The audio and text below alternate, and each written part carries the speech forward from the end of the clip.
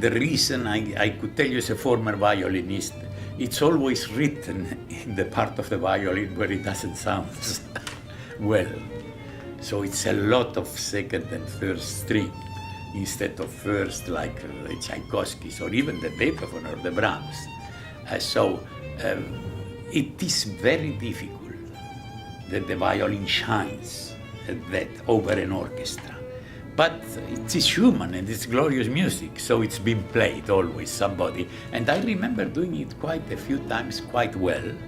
I did it for the first time in my life with Henry Schering, who liked very much the piece, and he played everything. So he had to play this too, and I remember we did a very beautiful performance in Montreal. And that was the first time I did it. Then I have done it a few times more, but it's not one of the concertos that you do very often. But I think it is worth to hear because, it's not as well written for the violin as other concertos, but the music is really glorious. But the same thing you can say about the orchestra, you can say about Schumann symphonies in general.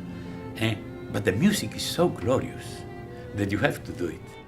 I remember doing a very beautiful performance with Gidon Kremer of the Schumann, if I recall well, it's about some 30 years ago, but I think it was with the Tonhalle of Zurich. Yes, I think that was when he did a marvelous performance of the piece, and at that time he was one of the few who played it. Well, I think today may be still the case.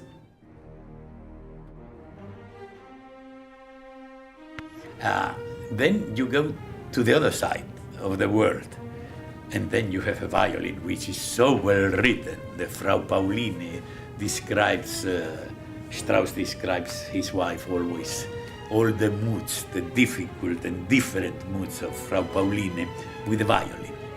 And he comes, his voice comes on the end, on the horn, and the dialogue between both is simply fantastic. And here you have a piece which, nobody could write better for orchestra than that. It's one of the best sounding pieces in the whole repertoire. I like to point out that on that tone poem, people have criticized a lot Richard Strauss, first of all, because nobody would accept that a man in his 40s writes himself a monument. And that was very difficult to accept for many people. Already that was the first thing. But the second thing, they had accepted so well the Don Juan, who had changed the strings of the Symphony Orchestra.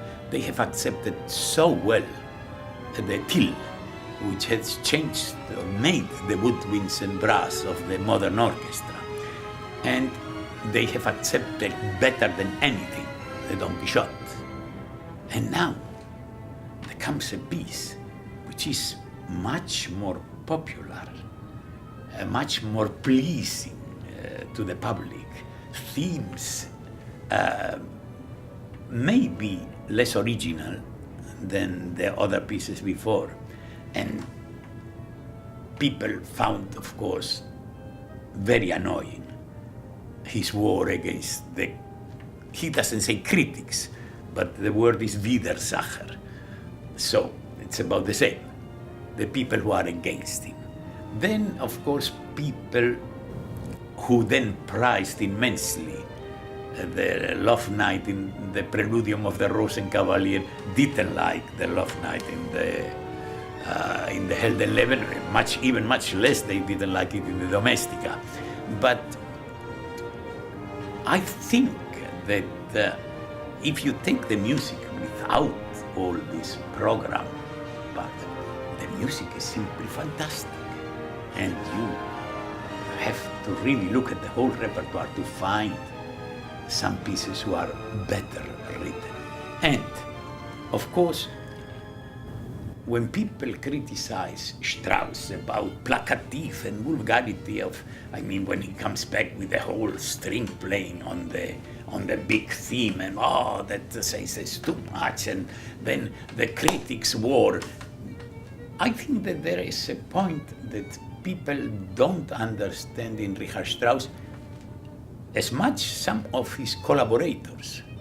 Hofmannsthal got mad when Strauss told him that no, he needed a small scene there before that scene, because Strauss was a man who knew, not only in the opera but also in the concert music, very well what contrast was all about.